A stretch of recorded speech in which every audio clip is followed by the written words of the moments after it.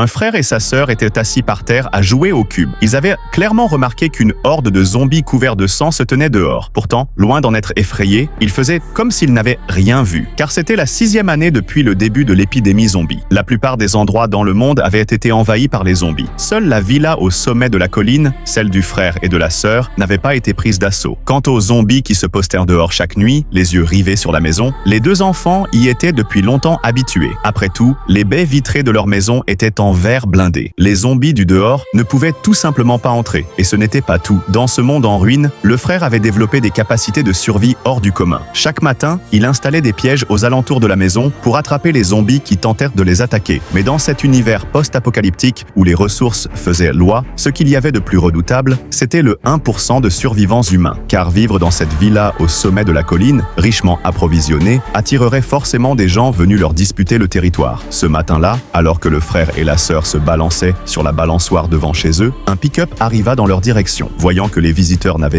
pas l'air de bonnes intentions, le frère s'avança avec un pistolet jouet à la main pour les avertir de ne pas s'en prendre à la villa. Mais face à ce gamin, l'homme ne l'avait pas pris au sérieux le moins du monde. Il lui demanda plutôt s'il y avait des adultes chez lui. Le garçon refusa longtemps de répondre. L'homme n'eut d'autre choix que de repartir en marche arrière, dépité. Ce que l'homme ignorait, c'est que le pistolet joué dans la main du garçon n'était pas un vulgaire jouet. C'était un pistolet anesthésiant modifié. Une fois tiré dans le corps humain, la cible perdait connaissance en quelques minutes. Le lendemain, le frère et sa sœur jouaient devant la porte comme d'habitude quand l'homme de la veille se représenta à leur porte, à leur grande surprise. Cette fois, il avait pris soin d'amener une femme avec lui. Ils demandèrent au garçon où étaient repassés les adultes de la maison. Le garçon dit que son père et sa mère étaient repartis en ville chercher des provisions. Mais l'homme ne le crut pas, car il avait surveillé les lieux depuis plusieurs jours déjà. Il n'y avait dans cette villa que 2 enfants, rien de plus. Pour la sécurité de sa sœur, le frère n'eut d'autre choix que de les faire entrer.